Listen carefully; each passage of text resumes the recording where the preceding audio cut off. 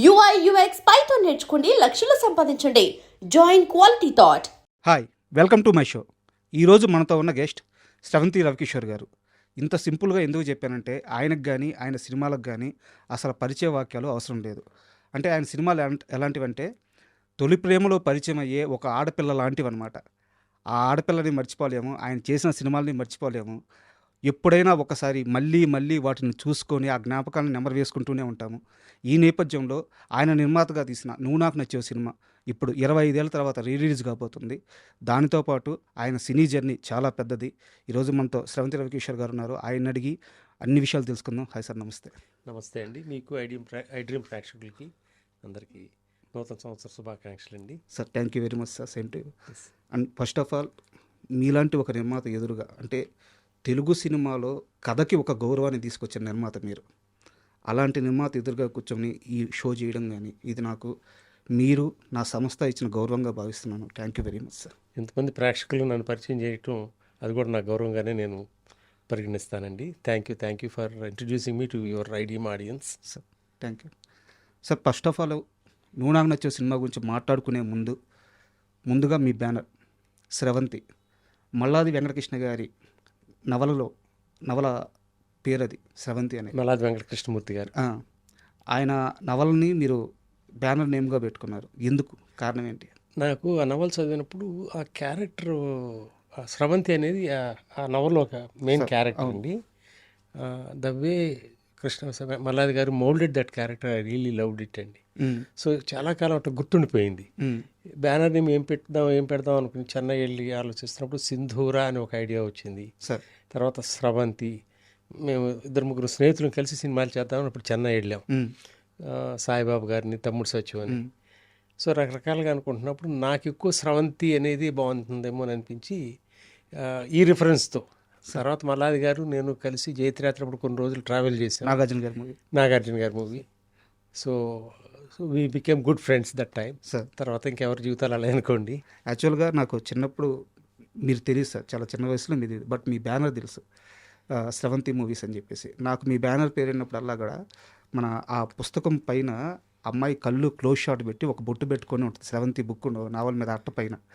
నాకు ఆ Sravanthi movies banner అనగానే ఆ విజువల్ గుర్తొస్తూ ఉండేది అనమాట. సో చాలా ఇట్లా మీతో కూర్చోవడం బాగుంది, సంతోషం. అండ్ నువ్వు నాకు నచ్చే విషయానికి వస్తే సార్, యాక్చువల్గా నువ్వు నాకు నచ్చే సినిమా మీరు అనౌన్స్ చేసే సమయానికి మీ దగ్గర కథ లేదని మీరే నిన్న చెప్పారు త్రివిక్రమ్ గారితో మాట్లాడుతూ. అంత ధైర్యం ఏంటి? నువ్వే కావాలి కలిసి జర్నీ చేసాము. అది రామోజీరావు గారి సంస్థకి చేయడం జరిగింది. సో అప్పటికి అందరికీ కూడా సక్సెస్ కావాలి అనే పరిస్థితి మాది. నాది కానీ, విజయభాస్కర్ కానీ, త్రివిక్రమ్ కానీ, కోటి, సీతారాం శాస్త్రి, సుచిత్ర చంద్రబోస్, మేమందరం కూడా చాలా లో ఎబ్లో ఉండేవాళ్ళం. మేము మళ్ళీ ప్రూవ్ చేసుకోవాలి. అంటే ప్రూవ్ చేసుకోవాలంటే మనం కావాలనుకుంటే జరిగేది కదండి. మన శక్తినంతా వినియోగించి ప్రతిరోజు దానితో ప్రయాణం చేసి చేసిన సినిమా అది. ఆ జర్నీలో వీళ్ళు బాగా దగ్గరయ్యారు, భాస్కరును, త్రివిక్రమ్. ఎందుకు చెప్తానంటేనండి, ఇది నా పరిచయం వాళ్ళతో దగ్గరతనం గురించి ఎక్స్ప్లెయిన్ చేస్తా. భాస్కర్ని, త్రివిక్రమ్ని వదిలిపెట్టి జర్నీ చేయకూడదు. ఓకే. సో డెఫినెట్గా మనం కలిసి ప్రయాణం చేయాలి. వాళ్ళిద్దరికీ కూడా నా మీద అంత వాటి కాన్ఫిడెన్స్ లెవెల్స్. సో రిలీజ్కి చాలా ముందే నేను వాళ్ళిద్దరికీ కొంత అమౌంట్గా ఇచ్చి మనం కలిసి పని చేస్తాం, irrespective of the result. Okay. అంటే నాకు సినిమా చేసే ఆర్థిక స్తోమత అంత గొప్పగా లేదు అప్పుడు, బట్ వీళ్ళతో మాత్రం ప్రయాణం చేయాలి, ఈ సినిమా సక్సెస్ అవుతుందని పూర్తి నమ్మకం. సో October 13, 2000 రిలీజ్ అయిందండి. ఇమీడియట్గా మీరు స్టార్ట్ చేసుకోండి, నో ప్రెషర్ పెట్టాలంటే త్రివిక్రమ్ అన్నాడు వెంకటేష్తో చేద్దామని.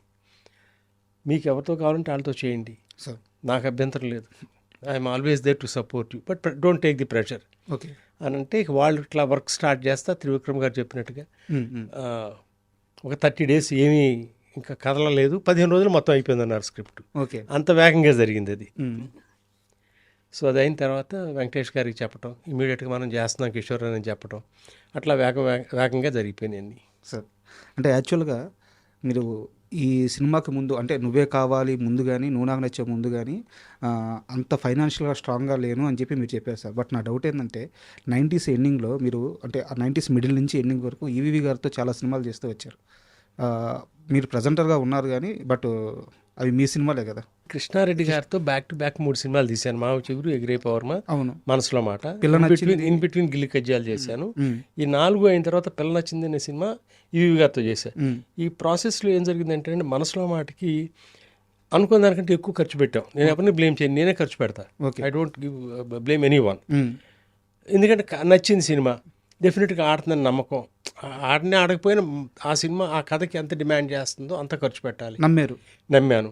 సో దాంట్లో ఆర్థికంగా విపరీతమైన నష్టాలు వచ్చింది. Okay. At the same time distribution office ఉండేది, ఆబ్లిగేషన్ల మీద చేయాల్సి వచ్చాయి కొన్ని సినిమాలు. సో 1999 ఎండింగ్కి చాలా చాలా డైర్ స్ట్రేట్స్, చెప్పుకోలేనంత ఆర్థికపరమైన ఇబ్బందులు.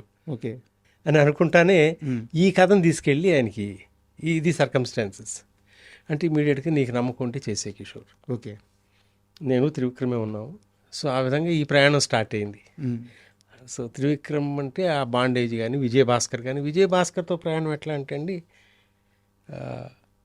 తను ప్రార్థన సినిమా చేసిన తర్వాత ఖాళీగా ఉండేవాడు. సురేష్ గారితో చేశారు. సురేష్తో. అవును. తనకు సినిమాలు లేవు. Sir at the same time నేను అన్ని ఫేజెస్ అండి. అప్పుడు కొన్ని సినిమాలు చేసి బాగా నష్టపోయి ఉన్నాం. ఏం చేద్దామని బెనర్జీ అనే ఆర్టిస్ట్ ఉన్నాడు కదండి, బెనర్జీ తీసుకొచ్చాడు నా దగ్గరికి, విజయభాస్కర్ని. ఓకే. ఇట్లా చాలా మంచి. సో మనం మళ్ళీ నిలదొక్కోవాలంటే కొన్ని అప్పుడే టీవీ సీరియల్స్ ఎన్ని వస్తున్నాయి. సో ఈ టీవీకి ఏమైనా ఎపిసోడ్స్ చేద్దామా అని ఒక 13 ఎపిసోడ్స్కి రాసుకున్నామండి. కానీ భాస్కర్ ఎక్కువ రాసేవాడు. సో కొన్నాళ్ళు ఒక 2 months అట్లా స్పెండ్ చేసాం టైం. హైదరాబాద్ వచ్చి అది వాళ్ళకి ఇస్తే ఒక టెస్ట్ ఒక ఎపిసోడ్ ఏదో షూట్ చేసుకురమ్మన్నారు. బాగుంది, ఆ ఎపిసోడ్లో అన్ని మనం షూట్ చేసి మన డబ్బులతో సినిమా తీసేవాళ్ళం కదా భాస్కర్, ఆ ఇబ్బందులు ఉండబట్టే కదా అని అనుకుని, సరే మళ్ళీ నేను సినిమా చేసే రోజున మనం కలిసి చేద్దామయ్యా అని మళ్ళీ విడిపోయాం అప్పుడు. ఓకే. ఆ తర్వాత ఈ మావ చిగుర్లు ఈ సినిమాలన్నీ చేసి మళ్ళీ ఇబ్బందులు పడి ఫైనల్గా ఈ సబ్జెక్ట్ చూసినప్పుడు భాస్కరే పర్ఫెక్ట్ అని ఆ రోజు డెసిషన్ చేసుకున్నాను నేను. ఆ రోజు రాత్రి ఫోన్ చేశా, భాస్కర్ మనం కలిసి పని చేస్తున్నామని. సో అట్లా అంత దగ్గర అయ్యాం మేము. సో అప్పుడైనా త్రివిక్రమ్ గారిని ఎట్లా కలిశానంటే 1999లో ఇక్కడ ఫిల్మ్ ఫెస్టివల్ జరిగింది, ఇంటర్నేషనల్ ఫిల్మ్ ఫెస్టివల్. దాని సినిమాలకి భాస్కర్ త్రివిక్రమ్ కలిసి వెళ్తూ ఉండేవారు, నేను వెళ్తూ ఉండేవాడిని. అప్పుడే మీరు చెప్పిన పిల్ల నచ్చింది షూటింగ్ జరుగుతూ ఉండేది. ఓకే. సో నైట్ టైము ఆ సినిమాలకు వెళ్ళినప్పుడు భాస్కర్ని కలిసినప్పుడు త్రివిక్రమ్ పరిచయం చేశాడు. అతను ఎవరో బెంగాల్ నుంచి పారిపోయి వచ్చిన రచితలాగా ఉండేవాడు, మెడలో వేసుకుని జుబ్బా వేసుకుని, ఎవరయ్యా అంటే ఒక మేధావైన అభిప్రాయం కలిగింది. ఓకే. సో ఆ తర్వాత నువ్వే కావాలప్పుడు తను సజెస్ట్ చేశాడు త్రివిక్రమ్ అంటే. అప్పుడు త్రివిక్రమ్ని కలవటం, ఇక అక్కడి నుంచి హిస్టరీ. సార్, నువ్వు నాకు నచ్చే సినిమా విశేషాల్లోకి వెళ్ళే ముందు నాకు ఒక క్వశ్చన్కి సమాధానం కావాలి. త్రివిక్రమ్ గారు మీకు పరిచయం అయిన తర్వాత ఈ అబ్బాయి మామూలు రైటర్ కాదు, రాబోయే దశాబ్దాన్ని ఇంకో 2-3 దశాబ్దాలు ఇండస్ట్రీ ఇతందే అని మీకు అర్థమైన క్షణం ఒకటి ఉంటుంది కదా సార్, ఆ స్పార్క్ కనిపించిన క్షణం ఏంటి? ఆ సంఘటన ఏమన్నా గుర్తుందా? నువ్వే కావాలి షూటింగ్ జరుగుతున్నప్పుడు లొకేషన్కి వచ్చాడు ఒక రోజున. ఖాళీగా ఉన్నాము, నేను బాగా సిగరెట్లు కాల్చేవాడిని ఆ రోజులు. ఆ ఖాళీ ఏరియా ఉంటే దాసీను అట్లా వెళ్దాం కిందకని చెప్పి తిరుగుతూ ఉండగా ఒక కథ చెప్తా అన్నాడు. అట్లా తిరుగుతానే 1.5 గంట కథ చెప్పాడు. అదే నువ్వే కథ. ఓకే. సినిమా చాలా బాగుంది, ఈ సినిమాతో నువ్వు డైరెక్టర్ అంతే. సో అంతేనండి, ఇంకా తనకి ఎంత భవిష్యత్తు ఉంటుంది ఏదనేది నువ్వే కావాలి స్క్రిప్ట్ చదువుతున్నప్పుడే ఫర్ ఎవర్. ఓకే. సో నేను కోటికి ఈ సినిమా రికార్డింగ్ అప్పుడు పంపించా. ఏంటి కోటి నీ అభిప్రాయం సినిమా గురించి అంటే, భయ్యా భాస్కర్ కానీ త్రివిక్రమ్ కానీ నువ్వు పెట్టుకుని 30 సినిమాలు చేయొచ్చు, అసలు వెనక తిరిగి ఆలోచించక్కర్లా అనేమాట కోటి అన్నాడు ఆ రోజున. Okay. So all these things added అండి. అంటే అతను ఎంత దూరం వెళ్తాడు అని మనం ఏమైనా చెప్పలేము ఆ రోజున. But he's a person with a spark, he's going to be there forever అనే ఫీలింగ్ అయితే కలిగింది. సో ఆ విధంగానే నువ్వు నాకు నచ్చవుతో ట్రావెల్ అయ్యి ఆ ప్రాసెస్లోనే నువ్వేకి వెళ్ళటం, ఆ సినిమా చేయడం జరిగింది. And don't forget to subscribe to iDream. And for more videos, please subscribe to iDream. Please subscribe to iDream. Please subscribe iDream. And please subscribe to iDream. For more videos, subscribe to iDream. please like, share and subscribe to the channel. Congratulations, iDream. Subscribe to iDream. Subscribe to iDream. So subscribe to iDream Media. iDream ki iDream team andarki huge congratulations. Please subscribe iDream Media. Please subscribe to iDream. Subscribe iDream. Please subscribe to iDream. I dream అంటే నా కళల ఛానల్ను subscribe చేసుకున్న నోరు తిరుగుతలేదు, మీరైతే గంట గుర్తు కొట్టండి. For more such videos, please subscribe to iDream.